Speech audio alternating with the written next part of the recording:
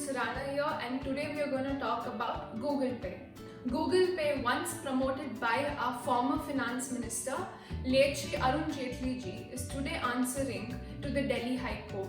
Let's find out what happened. Shubham Kapale wanted to transfer money in the PM Care Fund via Google Pay, but he faced a lot of technical issues while transferring his money.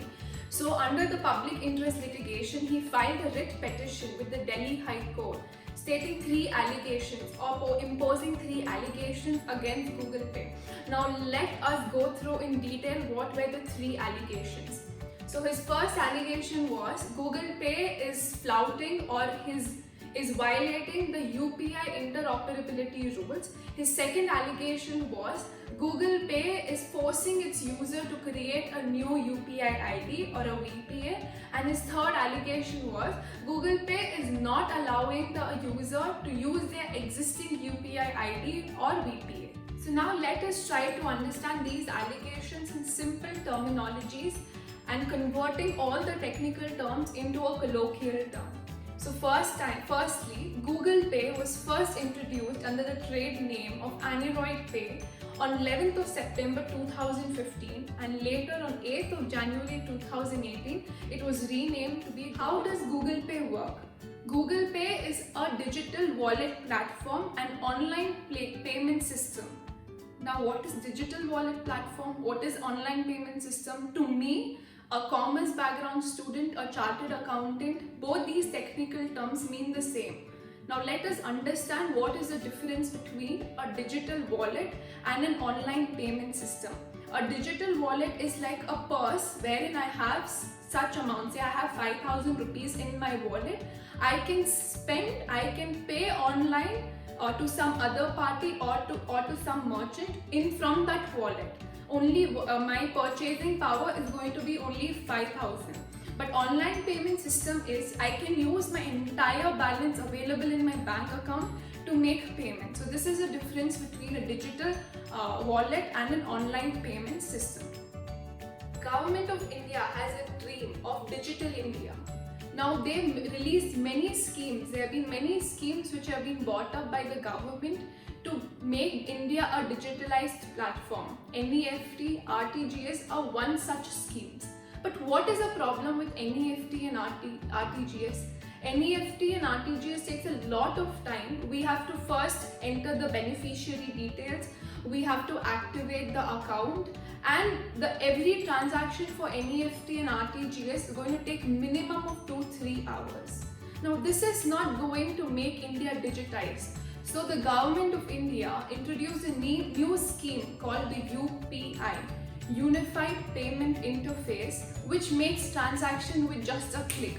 You need not wait for banking hours. You need not keep a track whether it is a weekend, whether it is a bank holiday. You can make payment. You can make interbank payment, any interbank transaction, whether it is 12 AM, whether it is 3 PM.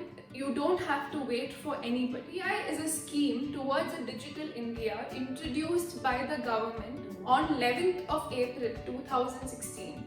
Now UPI is like a digital platform. Like we have Facebook, we have Instagram, we have a digital platform where everybody connects. Similarly, UPI is a digital platform which has been formed by NPCI. NPCI means National Payments Corporation of India. Let's recall the first allegation raised by Shubham Kapale. He said that Google Pay is violating the UPI's interoperability rules. Now what did he mean?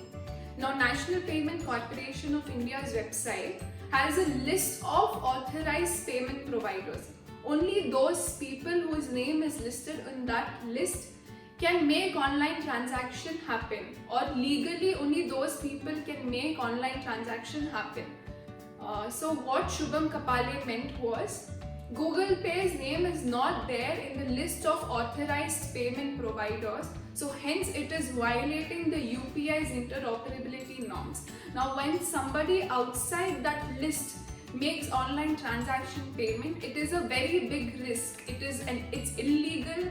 The transactions happening are insecure. A lot of personal information is being stolen. Now let's take a small example. UPI is nothing but which makes payment or online transaction happen between one person's bank account to other person's bank account. So UPI is that digital platform, it is a means.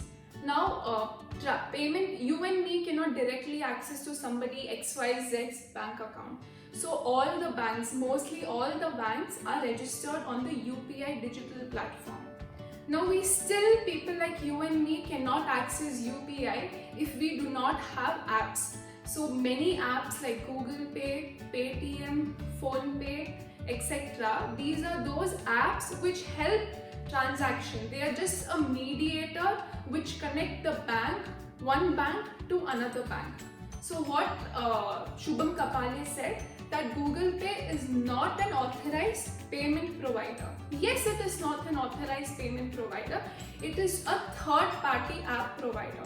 Third-party app provider meaning they are just connecting us users, like people like you and me, with the bank. So that is what Google Pay does. And RBI on 24th of June clarified that Google Pay is not a payment provider, but it is a third-party app provider. Now a lot of people might think that why is RBI coming into picture? This is between Shubham Kapale, this is between Delhi High Court and Google Pay. Why is RBI coming into between? So wherever there is banks, wherever there is online payment, this big brother of bank, the big boss of bank, that is the Reserve Bank of India, has to come into picture. So on 24th of June, RBI gave a clarification stating that Google Pay it is not an authorized payment provider, but it is a third-party app provider. So when this news came into the market, a lot of people thought that just because it is not authorized payment provider, all the transactions happening through Google Pay is not secure. It is not safe. But Google Pay's response to this was on point. Google Pay said that like a list of authorized payment provider, on NPCI's website we have a list of third-party app providers and Google Pay's name is listed in that list. So yeah, Google Pay's transactions with UPI is valid? Yes, valid. Now talking about whether the transactions are secure or not secure, Google Pay said that it is following all the guidelines, all the norms mentioned by NPCI, which is to be followed by a third-party app provider. Now let's recall the second allegation. What was it? It said that Google Pay is forcing its customers or users to create a new UPI ID or a VPA. VPA is nothing but virtual payment address. UPI ID and virtual payment address are the same. So now when we have to log into Facebook, we have our own username, we have a password. Likewise, to make payment using UPI, we have our UPI ID. So what Shubham Kapale meant in his second allegation was that even if I have one user ID, Google Pay is forcing me to create one more user ID, which is against the NPCI rules. Now what was the third allegation? It said that Google Pay is not providing an option to its user to make payment via the existing UPI. Now as displayed in the screen, if we make a payment through Amazon, there is an option available to make payment via existing UPI. And this option should be available in all the apps, and this option is not available in Google Pay. So this was a third allegation. Now we have to just wait and watch what Delhi High Court has to say on it. And if found guilty, what was mentioned in the petition was that what Shubham Kapale had requested the Delhi High Court, that if Google Pay is found guilty, they have to donate 10 times of their revenue to the PM Care Fund. So we can do nothing but to just wait and watch what Delhi High Court has to say on this. Until then, stay safe, stay healthy.